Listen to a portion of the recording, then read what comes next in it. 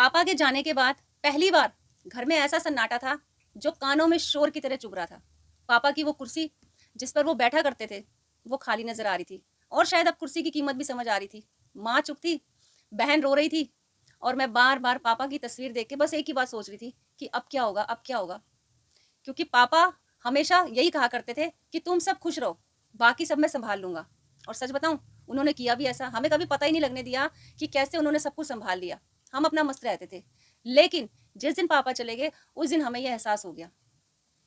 थोड़े दिन तो सब कुछ ठीक चला, लेकिन धीरे धीरे धीरे धीरे घर के जो खर्चे हैं उसकी अब मार पड़नी शुरू हो गई। पापा के अंतिम संस्कार के दिनों के बाद से ही घर में टेंशन शुरू हो गई कि अब आगे क्या होगा, कैसे घर के खर्चे चलेंगे, बिजली का बिल, मकान का किराया, राशन, माँ की दवाइयाँ, ये सब कुछ कैसे मैनेज होगा। तभी किसी ने बोला कि पापा के अकाउंट में भी तो होगा कुछ पैसा, वो जाके पता करो। थोड़ी सी उम्मीद जगी। अगले दिन फौरन हम बैंक की तरफ निकल गए। बैंक जाके जब पापा की स्टेटमेंट निकाली तो वहां पे जो उनकी बैंक की स्टेटमेंट थी वो देख करके आंखें फटी की फटी रह गई। क्योंकि स्टेटमेंट बैंक बैलेंस में लिखा था 7,000 रुपए, बस 7,000 रुपए। मतलब पापा ने पूरी जिंदगी मेहनत करी और कुछ भी नहीं बचाया, सिर्फ 7,000 रुपए। उस पल ऐसा लगा कि मानो अब जिंदगी अब किस मोड़ पर खड़ी हो गई है और कैसे घर चलेगा। तब जाके एक बात में समझ आई कि पापा भले ही पैसों से अमीर नहीं थे, लेकिन त्याग से वो अमीर थे। मेरे पापा की ना एक आदत थी, वो अपने लिए कभी कुछ भी नहीं खरीदते थे। माँ ना कई बार कहती थी, सुनो आपकी चप्पल टूट गई है, आपकी शर्ट फट गई है, नई ले लो। तो पापा हंसकर बोलते थे, अभी चल रही है ना। और सच कहूं, पापा की ये लाइन अभी चल रही है। वो अपने सपनों को मारते थे और घर को चलाते थे। जब मुझे नया बैग चाहिए होता था ना तो नया बैग आ जाता था। बहन को नई कोचिंग लगवानी थी तो कोचिंग लग जाती थी। लेकिन पापा कभी भी अपने लिए कुछ भी नहीं खरीदते थे और हर महीने पापा अपने सपनों की कुर्बानी देते थे। पापा के जाने के बाद माँ ने मुझे कहा कि पापा की अलमारी साफ कर दो। मैंने पापा की अलमारी खोली। धीरे धीरे अलमारी में से ना उनका सामान निकालना शुरू किया। उनके पुराने कपड़े थे, छतरी थी, घड़ी थी, कुछ डायरीज थी और कपड़ों के नीचे दबा हुआ था एक लोहे का डिब्बा, पुराना सा। उस डब्बे को मैंने निकाला, खोला। खोलते ही देखा कि उसमें ना पुरानी से पुरानी कुछ रसीदें, कुछ बिल ऐसे लिखे हुए थे। मैंने एक एक करके वो रसीदें देखी तो किसी में लिखा था घर के राशन का बजट लिखा था, किसी में किराया लिखा था, किसी में दवाइयों का हिसाब लिखा था, किसी में और चीज़ों का हिसाब लिखा था, जैसे स्कूल की फ़ीस हो गई, ट्यूशन की फ़ीस हो गई। और सबसे बड़ी बात, उसके नीचे और पर्चियाँ दबी थी। मैंने एक एक करके वो भी खोलनी शुरू करी, लेकिन वो बैंक की पर्चियाँ नहीं थी, वो पापा के हाथ की लिखावट थी।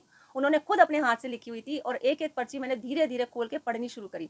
उसमें एक पर्ची में लिखा था कि इस महीने मुझे 3,000 रुपये बचाने थे, लेकिन मैं बचा नहीं पाया क्योंकि मुझे बच्चे की स्कूल की किताबें लेनी थी।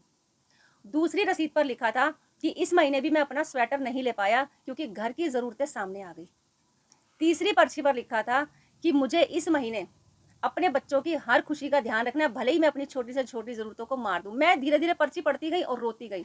और लास्ट की पर्ची जो मेरे हाथ में आई उसमें यही लिखा था कि मैं भले ही अपने बच्चों के लिए ज़्यादा पैसे नहीं जमा कर पाए, लेकिन मैं चाहता हूँ कि मेरे बच्चे मेरे जाने के बाद भी किसी के आगे हाथ नहीं फैलाएं, क्योंकि मुझे अच्छा नहीं लगेगा। तब जाके समझ में आया कि पापा पैसे नहीं जोड़ रहे थे, पापा तो हमारा भविष्य जोड़ रहे थे।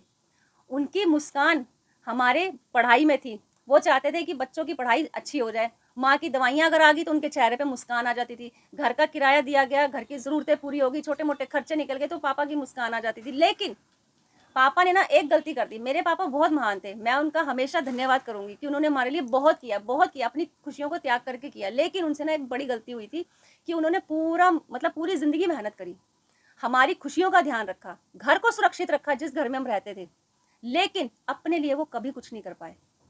काश उस टाइम पे वो अपने लिए भी कुछ थोड़ा थोड़ा बचा लेते, थोड़ी थोड़ी बचत शुरू कर लेते, रिटायरमेंट के बाद का उनका बुढ़ापा सही हो जाता। आज उनके जाने के बाद शायद माँ को इतना डर नहीं लगता अगर पापा कुछ जोड़ कर जाते तो। और आज वही लाखों लोग, लाखों माता पिता यही गलतियां करते हैं कि परिवार की खुशियों के लिए अपनी कुर्बानियां तो देते रहते हैं छोटी छोटी जरूरतों की, लेकिन अपने बुढ़ापे को सुरक्षित नहीं कर पाते हैं। अगर पापा इमरजेंसी फंड बना लेते तो आज थोड़ा थोड़ा हमें सहारा लग जाता। अगर आपकी उम्र भी 30-40 साल या 50 साल के आसपास है और आपने अभी तक अपने लिए कुछ भी नहीं सोचा है, तो धीरे धीरे अपने बुढ़ापे के लिए भी इन्वेस्टमेंट शुरू कर दीजिए। मैं ये नहीं कहती अपने परिवार से प्यार मत कीजिए, अपने परिवार से प्यार कीजिए, लेकिन अपने भविष्य से भी प्यार कीजिए। अपने परिवार की जैसे सुरक्षा चाहते हैं, अपने बुढ़ापे की सुरक्षा की भी तैयारी कीजिए, क्योंकि बुढ़ापा ना एकदम से नहीं आता, वो रोज हर दिन आता है और जिस दिन हमें उसकी आहट सुनाई देगी तब तक बहुत देर हो चुकी होगी। इसलिए जितना हो सके अपने बुढ़ापे के लिए, रिटायरमेंट के लिए इन्वेस्टमेंट शुरू कर दो, बचत शुरू कर दो, लॉन्ग टर्म के लिए इन्वेस्टमेंट करो, एसआईपी स्टार्ट कर दो। मैंने पापा के डायरी की कुछ दिन बाद मैंने फिर पापा की अलमारी खोली, उसमें ना उनकी एक डायरी भी लिखी थी जो मैं उस टाइम पे पढ़ना भूल गई थी। मैंने डायरी का आखिरी पन्ना खोला, उसमें यही लिखा था कि भले ही मैं आज अपने बच्चों के लिए पैसे नहीं कुछ कर पाया, पैसे नहीं जोड़ पाया, पैसे नहीं छोड़ के गया, लेकिन अगर मेरे जाने के बाद मेरे बच्चे मुस्कुरा रहे होंगे ना, तो समझ लेना मैं सफल रहा। उनकी ये लाइन पढ़ के मेरी आंखें भर आई, मैं रो पड़ी और मैंने डायरी को सीने से लगा लिया।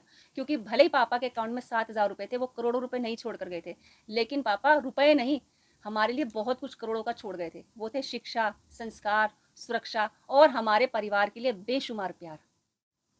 दोस्तों, अपने बच्चों के लिए खूब कमाइए, लेकिन अपने बुढ़ापे के लिए भी कुछ सुरक्षित कर लीजिए, क्योंकि सबसे बड़ी विरासत पैसा नहीं होती, सबसे बड़ी विरासत होती है एक सुरक्षित परिवार। जितना हो सके अपने बुढ़ापे के लिए इन्वेस्टमेंट शुरू कर दो, क्योंकि आने वाला कल किसी ने नहीं देखा, कब क्या हो जाए कुछ नहीं पता।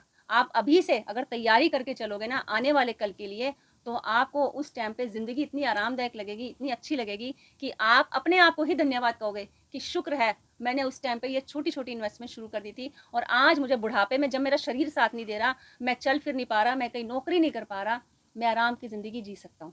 मैंने खुद को इतना काबिल बना दिया। अपने बच्चों के साथ-साथ खुद को भी बुढ़ापे के लिए काबिल बनाइए। तो ये था आज का वीडियो, आपको ज़रूर अच्छा लगा होगा। अच्छा लगा है ना, तो लाइक कीजिएगा, नीचे हाइप का बटन है उसे भी प्रेस कीजिएगा, और चैनल को ज़रूर से ज़रूर सब्सक्राइब कर लीजिएगा। और आप अगला वीडियो किस टॉपिक पे चाहते हैं मुझे ये भी कमेंट करके ज़रूर बताइएगा। मिलते हैं इसी तरह के इंडस्ट्री वीडियो में, तब तक के लिए नमस्कार दोस्तों।